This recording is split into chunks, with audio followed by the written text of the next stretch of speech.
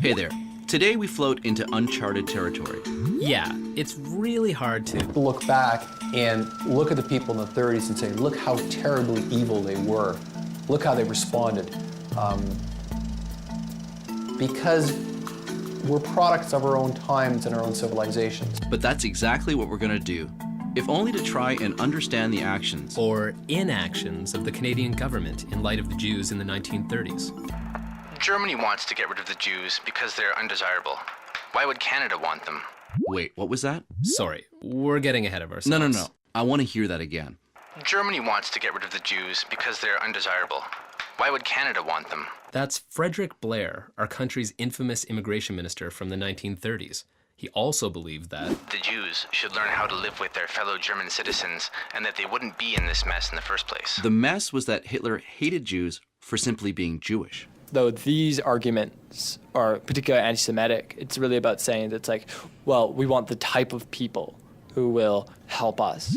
And to look out for The needs of Canadian citizens first, and those needs are economic needs. My office is inundated with requests from people all over the world, and for that reason, we have a process to which everyone must adhere to if they'd like to be allowed to enter. Obviously, we have to be careful who we let in.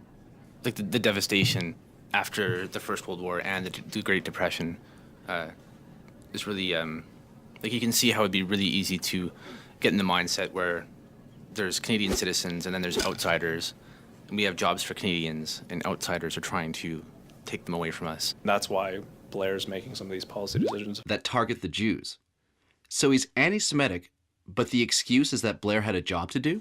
on the other end of the spectrum, we have the captain of the M.S St Louis, Gustav Schroeder. His job Has and always will be to transport people safely from one place to another. This isn't extraordinary. But he was extraordinary.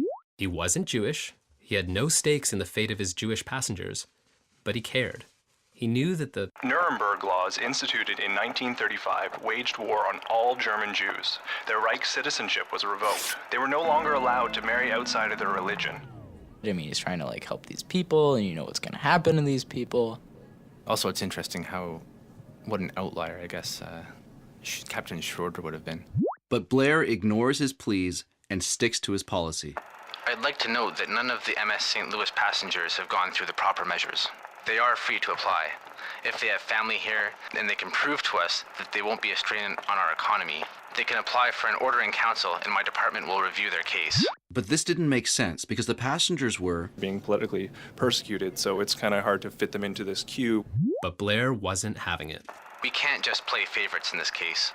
Changing the policy in favor of one group will completely disrupt the process and send a message to the world that Canada will accept anyone. Bend the rules and expect hundreds of thousands to follow. very, very debatable, but Let's give the government some credit. Like, they didn't know what was going to happen. There's not really a precedent for refugee law. Then again, There are times when people don't have the opportunity to go through that process. It's just not possible. So that's when they become a legitimate refugee. Frederick Blair wasn't listening. There's a lot of things that we just didn't know were going on until we like fully kind of invaded. but fast forward to right now and look at today's immigration and refugee issues. What if you were in a position of power to make big decisions? What kind of person do you want to be remembered as? And what kind of immigration policies do you want Canada to have? You can't throw the doors open. There has to be some control and some restriction of who comes in, and we have to take into account like so many factors, like security, economic factors, as well as humanitarian concern. I guess Canadians and people need to really ask, well, what's more important?